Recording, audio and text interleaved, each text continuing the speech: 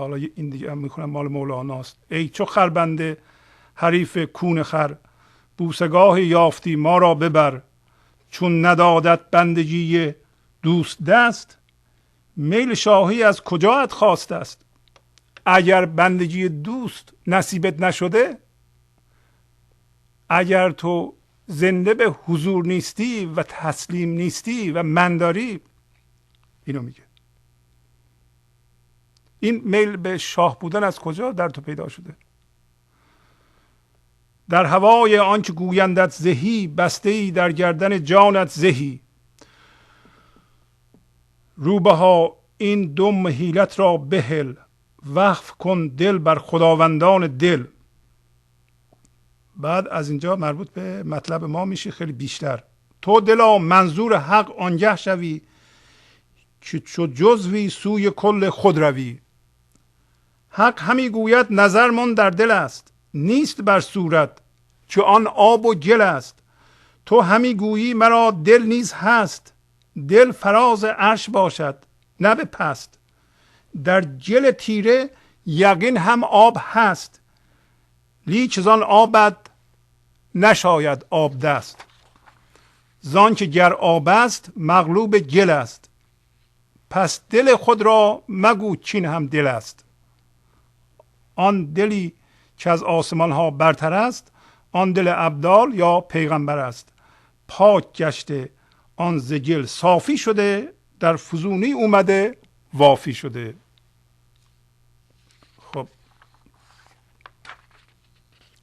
پس اینطوری شد. میگه که ما به دلمون میگیم تو موقعی نظرگاه حق میشی، خدا میشی، زندگی میشی که مثل یه جزوی به سوی کل خود بری. تو الان جدا شدی و حق میگه نظرمون در دله،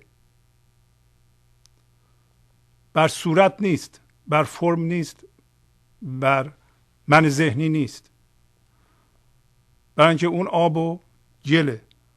ولی انسان من ذهنی چی میگه؟ میگه منم دل دارم.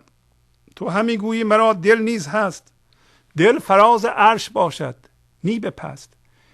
دل موقعی است که تو از این من بیرون بیایی.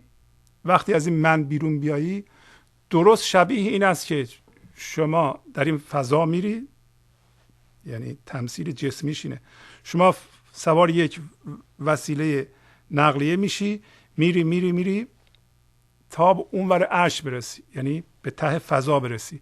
ولی این کار مقدور نیست، برای اینکه هرچی ما با وسیله نقلیه بریم فضا باز میشه تا ما رو در خودش جا بده. پس به این ترتیب با رفتن اونور فضا نمیشه رفت، به تهش هم نمیشه رسید. این خاصیت گشوده شدن فضا در وجود ما هم هست. اصلا ما یه اسم میتونه فضاگشا باشه، یعنی هرچی که در فضای این لحظه ما میاد، هر عقیده‌ای ولو مخالف ما، این فضای درون ما باز میشه در صورتی که ما از جنس یکتایی باشیم. فضاگشایی خاصیت اصلی ماست. جا باز میکنیم هرچی که ذهنم به ما اضافه میشه. ما ستیزه نمیکنیم. ستیزه نکنین مثل این فضا جا باز میشه.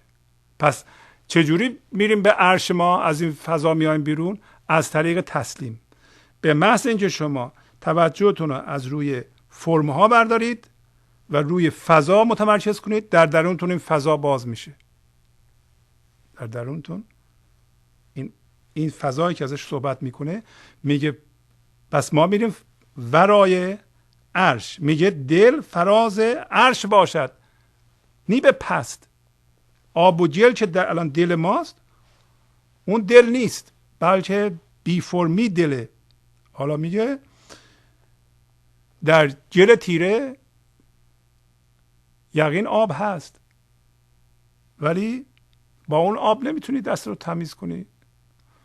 اون آب تمیز نیست، نمیتونی صورت رو بشوری. برای اینکه اگر آب است مغلوب گل است. یعنی در من ذهنی هم هوشیاری هست، ولی در من ذهنی هوشیاری مغلوب فرم، مغلوب منه. پس دل خود را مگو چین هم دل است. بعد میگه اون دلی که از آسمان ها برتره، این دل کسی است که از غیب پیغام بیاره، پیغمبره، از غیب برای ما پیغام بیاره، یا ابدال نمونه کسایی است که پیغام ممکنه نیارن ولی به طور کامل زنده به هوشیاری حضور هستند، یعنی من ذهنی ندارند.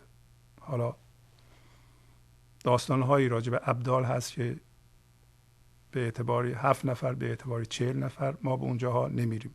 ولی در روی این کره خاکی همیشه انسانهایی هستند که هیچ کاری نمیکنن، فقط به حضور زندند. گاهی اوقات گفتند وجود اینها برای بقای ما انسانها مهمه، برای اینکه اینها هوشیاری حضور رو پخش میکنند. ما روی این یا صحبت نمی کنیم. ولی این داره میگه که این اشخاص پاک گشته از گل و صافی شده، در فزونی آمده وافی شده. اینش خیلی مهمه. اینا میگه از گل صاف شدند و از ناقصی و حس ناکاملی آمدند وافی شدند، یعنی اومدند در فضای بیکرانی.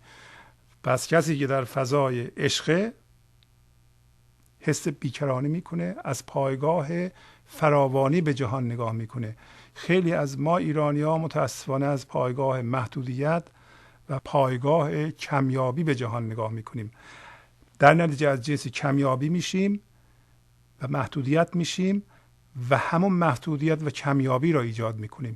شما میخواین همه چی در زندگی شما فراوان بشه، از پایگاه خدایی فراوانی به جهان نگاه کنید.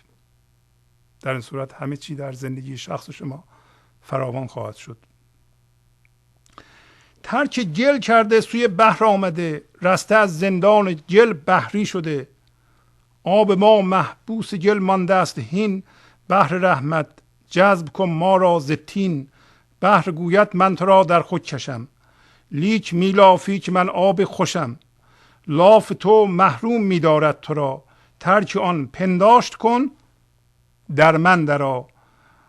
آب گل خواهد که در دریا رود، گل گرفته پای آب و میکشد. گر رهاند پای خود از دست گل، گل بماند خشک و او شد مستقل. بیشتر منظورم همین قسمت بود. پس میگه اون کسی که از محدودیت آمده و فزونی یافته و الان فراوان شده و از فراوانی به جهان نگاه میکنه، این آدم ترک گل کرده و به سوی دریا آمده و از زندان گل خودشو رها کرده و الان بحری شده و دریایی شده و از جنس دریا شده و قانون دریا براش صادقه. الان به دریا نگاه میکنه، یعنی در فضای حضور، از فضای منیت و من ذهنی آمده و در گنج حضور زندگی میکنه، در فضای حضور زندگی میکنه و بنابراین از قوانین اونجا پیروی میکنه، نه از قوانین عقل جزئی جهان مادی.